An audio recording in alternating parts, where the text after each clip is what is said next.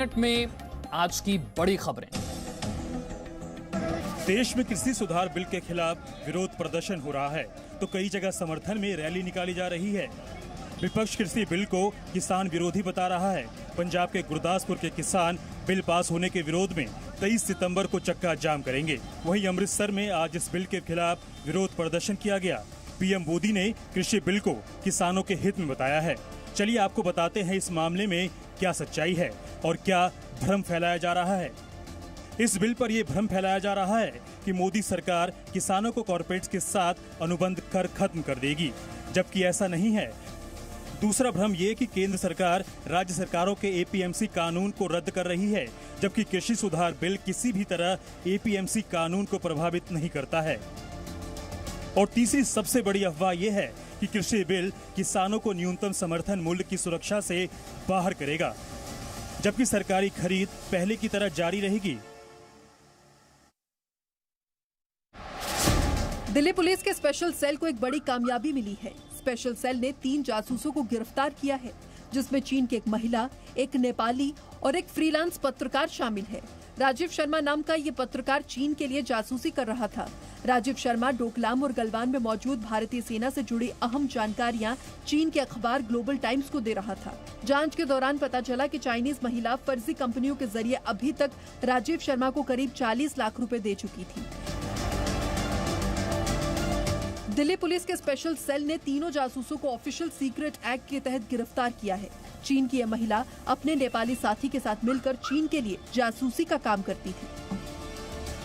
Initial interrogation में ये मालूम चला कि ये कुछ चाइनीज इंटेलिजेंस ऑफिसर्स के टच में है और यहाँ इंडिया से कुछ सेंसिटिव डिफेंस इंफॉर्मेशन चाइनीज जो इंटेलिजेंस ऑफिसर्स थे उनको पास ऑन कर रहे थे। जम्मू कश्मीर के राजौरी में लश्कर ए तैयबा के 3 आतंकी गिरफ्तार किए गए हैं। आतंकियों की पहचान राहिल बशीर, आमिर जान अलियास हमजा और हाफिज यूनुस वानी के रूप में हुई है। सुरक्षा बलों के संयुक्त अभियान में भारी मात्रा में हथियार और विस्फोटक बरामद हुए हैं, जिनमें 2 AK-56 राइफल, 2 पिस्तौल, 4 ग्रेनेड और 1 लाख रुपए बरामद किए गए हैं। जो हथियार बरामद हुए हैं उन्हें पाकिस्तान से डिलीवर किया जा रहा था। ड्रोन के जरिए यह हथियार पहुंचाए जा रहे थे। आतंकियों से एक पेन ड्राइव भी बरामद हुई है, जिसमें IED बनाने का तरीका था। डीजीपी दिलबाग सिंह ने कहा कि हथियारों और नारकोटिक्स की सप्लाई का रूट तैयार करने की कोशिश की जा रही थी, जिसे नाकाम किया गया। इस तरह की कार्रवाइयां पाकिस्तान की तरफ से जारी हैं, मगर हमारे लोग मिलकर के ग्राउंड पे काम कर रहे हैं और उनकी कोशिश है कि इस इलाके को भी अमन अमान यहाँ का कायम रखा जाए और जो जहाँ से वेपनरी और नारकोटिक्स लेकर के टेररिस्ट को फंडिंग का जो सामान है आगे मुहैया किया जा रहा है उसको भी रोका जाए। प्रधानमंत्री नरेंद्र मोदी के आत्मनिर्भर भारत अभियान को आगे बढ़ाते हुए जम्मू कश्मीर के उपराज्यपाल मनोज सिन्हा ने राज्य के लिए 1350 करोड़ के आर्थिक पैकेज की घोषणा की है, जिसमें से 950 करोड़ रुपए सीधा केंद्र शासित राज्य का प्रशासन देगा। 1 साल के लिए जम्मू कश्मीर में बिजली पानी पर 50% की छूट दी जाएगी। पर्यटन को बढ़ावा देने के लिए योजना बनाई जाएगी। युवाओं और महिलाओं के लिए Jammu Kashmir bank special scheme भी शुरू करेगा। उपराज्यपाल मनोज सिन्हा ने कहा कि यहाँ के लोगों की समस्याओं को ध्यान में रखते हुए KK शर्मा की अध्यक्षता मीर कमेटी बनाई थी, जिसने कई प्रतिनिधि मंडलों से मुलाकात कर 12 दिनों में रिपोर्ट दी। हमने तय किया है कि जम्मू कश्मीर में 5% इंटरेस्ट सबवेंशन सभी छोटे बड़े बारोवर्स के लिए बिना किसी भेदभाव के लिए हम कर रहे हैं। प्रशासन डायरेक्ट सीधे मदद कर रहा है। इससे मैं मानता हूं कि अनेक लोगों को लाभ भी होगा। भारतीय नौसेना से रिटायर हो चुके विमान वाहक पोत INS विराट ने मुंबई से अपनी अंतिम यात्रा शुरू की। 226 मीटर लंबा और 49 मीटर चौड़ा INS विराट भारतीय नौसेना में शामिल होने के बाद जुलाई 1989 में ऑपरेशन जुपिटर में पहली बार श्रीलंका में शांति स्थापना के लिए हिस्सा लेने पहुंचा। साल 2001 में भारतीय संसद पर हमले के बाद ऑपरेशन पराक्रम में भी विराट की भूमिका थी। INS विराट ने समुद्री यात्रा में दुनिया के 27 चक्कर लगाए। विराट सी हैरियर लड़ाकू विमान से लैस था और एंटी सबमरीन एयरक्राफ्ट भी विराट पर मौजूद थे। इस पर करीब 1500 नौसैनिक रहते थे। ये महानायक 1987 में भारतीय नौसेना में शामिल हुआ था और 30 साल तक INS विराट ने भारत में सेवा दी। ये पूर्व पश्चिम दोनों समुद्री तटों पर तैनात रहा।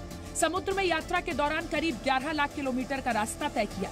विराट पर लाइब्रेरी, जिम, एटीएम, टीवी के साथ साथ अस्पताल, साफ पानी के प्लांट जैसी तमाम सुविधाएं भी थी और मार्च 2017 में ये सेवा मुक्त हुआ।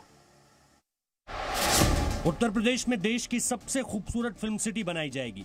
फिल्म जगत पर मुख्यमंत्री योगी आदित्यनाथ ने बड़ा ऐलान किया है। उत्तर प्रदेश को शूटिंग हब बनाने के लिए योगी सरकार नोएडा, ग्रेटर नोएडा में फिल्म सिटी बनाएगी। मुख्यमंत्री कार्यालय ने ट्वीट कर यह जानकारी दी। सीएम योगी आदित्यनाथ का कहना है कि वर्तमान परिस्थितियों में देश को एक अच्छी फिल्म सिटी की आवश्यकता है और उत्तर प्रदेश ये जिम्मेदारी लेने के लिए तैयार है। उन्होंने फिल्म सिटी निर्माण के कार्य की योजना को तैयार करने के निर्देश दिए हैं। बॉलीवुड कलाकारों समेत अभिनेत्री कंगना रनौत ने कहा है कि देश में एक नहीं कई फिल्म सिटी होनी चाहिए। नोएडा अथॉरिटी में एक बड़े स्तर की फिल्म सिटी बनाने का निर्णय लिया है और ये समाचार पूरे उत्तर भारत के लोगों के लिए एक वरदान से कम नहीं है।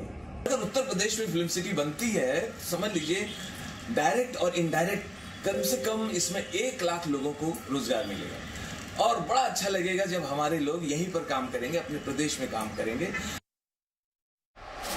कोरोना पर आज की सबसे अच्छी खबर यह है कि भारत अमेरिका से आगे निकलकर दुनिया में सबसे ज्यादा रिकवरी वाला देश बन गया है। यानी कि पूरी दुनिया में अब तक भारत में ही कोरोना से सबसे ज्यादा मरीज ठीक हुए हैं। पिछले 24 घंटे में संक्रमण के 93,333 नए केस आए। 1,247 लोगों की मौत हुई, जबकि पिछले 24 घंटे में सबसे ज्यादा 95,880 लोग इलाज से ठीक भी हुए। देश में कोरोना वायरस से अब तक 53,08,014 लोग संक्रमित हुए हैं, जिनमें 42,08,431 लोग इलाज से ठीक हो चुके हैं। देश में इस वक्त 10,13,964 कोरोना संक्रमितों का इलाज जारी है। कोरोना संक्रमण से अब तक 85,619 लोगों की मौत हो चुकी है, जबकि इलाज से ठीक होने वालों की दर 79.28% पहुंच गई है। वहीं दुनिया की बात करें तो रूस ने अपनी स्पुतनिक 5 कोरोना वैक्सीन का उत्पादन बढ़ा दिया है और अमेरिका के राष्ट्रपति डोनाल्ड ट्रंप ने अप्रैल तक सभी नागरिकों के लिए वैक्सीन उपलब्ध कराने की बात कही है।